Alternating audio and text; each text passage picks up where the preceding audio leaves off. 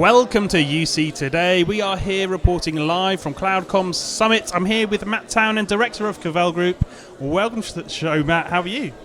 Very, very good. Relieved at the great attendance and how well the day's going. You know, these things are always stressful up to the day, but I'm very happy today. Fantastic. So tell me a little bit about your opener today. There's some fantastic stats and figures in there. Obviously, we're talking about service providers today. What were the key highlights for you there?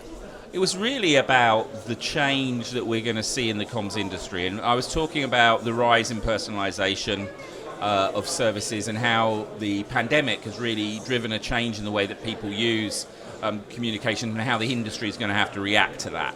And big trends around that in terms of the importance of things like analytics and how I believe that's going to grow in terms of service, and also the ability for users really to define the way they want to be communicated with, and therefore how the service providers are going to react to that.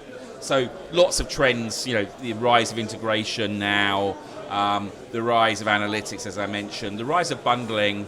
There's kind of this in a battle between the full service provider who offers a full service, and more of some of the OTT providers, and how that's going to play out is going to be really interesting. But yeah, it's a vibrant industry still, which is exciting as well. So I'm looking forward to lots of debate today. Fantastic. So there's one figure that jumped out at me during that keynote this morning, and that was 38% of enterprises are looking to change their communications provider at some point in the near future. That is huge, but also highlights the opportunity we've got here. Yeah, so that, even though I do the research, you have to always be careful. That is a very important trend, which is we asked people, and the 38% of them said, yeah, we're considering new service provider next 12 months. Doesn't necessarily mean they'll move, but yeah, massive trend. Well, the other interesting thing about that research was, traditionally when you talk to enterprise, they ask why. They'd say, well, what are you looking for? Well, it's all around cost. Now it's a lot more about product features. So what we think is, during the pandemic, people sort of put sticking plaster on what they had, but now they're coming out of that, let's hope, and really thinking about what the features of the services they're going to have in the future are. They've changed the way they're working. The enterprises have changed the way they operate, and now they're looking for better services. So I think that is both a scary, depending on where you are in the market, but also an exciting trend. Definitely we're seeing this kind of blip now as people are considering what's next. So on that what's next, I really liked your slide this morning when you described the next phase of communications, that integrated and more personalised sort of phase we're moving into.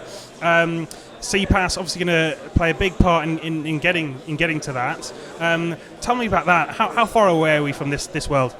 Well, CPaaS is, and I didn't get to ask, somebody asked me a question, it may be of you, but in the audience, but I mean, CPaaS is one of those great words which can mean everything and nothing at the same time to people.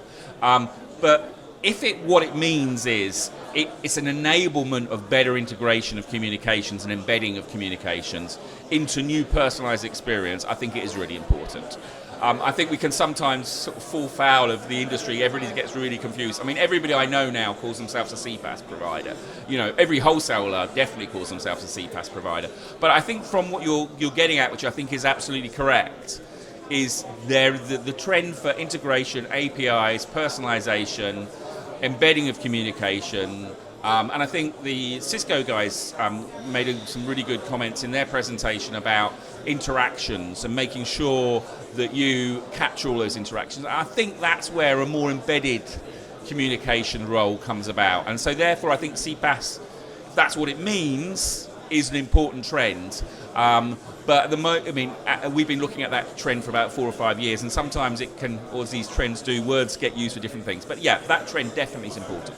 Fantastic. So looking ahead, what is Matt Townend excited about for the next sort of 12 months in this space? What kind of research are you seeing? Are you sort of excited to report on in the coming months? Yeah, well, you can see through our kind of research output maybe what we're becoming more interested in.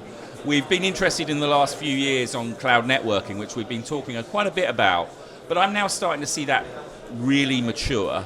We do quite a lot of work on the M&A side, and we've seen some acquisitions recently where there's a large percentage of the base are actually customers who are using cloud networking, and separating it from the access. So that is definitely a trend.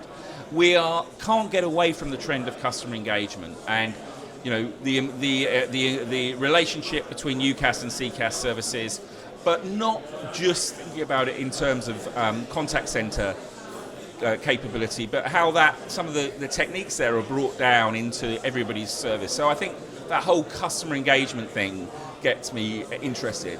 And I think what service providers don't realize is they're sitting on an amazing amount of data. Voice data, data from people using their tools. So I do think the whole way that they monetize and think about that, whether it's through analytics and AI, whatever, is going to be a really important trend, and we're starting to see that as well. So I think there are a few of the themes. The other area, depending on, you've got a global audience, but depending on where people are sitting, is mobile still, and we've been talking about mobile forever. But we are seeing a change in certain markets now around the use of mobile, and we heard some of the speakers today talking about some markets there just isn't any fixed handsets, and we've been talking a bit about that in Scandinavia for a long time, but we're seeing that trend in other markets now. So I think the kind of mobile integration and revolution is coming, and it's going to be interesting to see how that plays out in some of the more traditional markets. Well, Matt, congratulations on a fantastic event after a couple of years away. Thank you so much for talking to me. Great, thanks very much, Dave. Thank you for your support on the event. And thank you for watching. You've been watching me, David Dungay, on UC Today. If you like today's conversation, please give us a like and a share on social media. That's it from me. See you next time.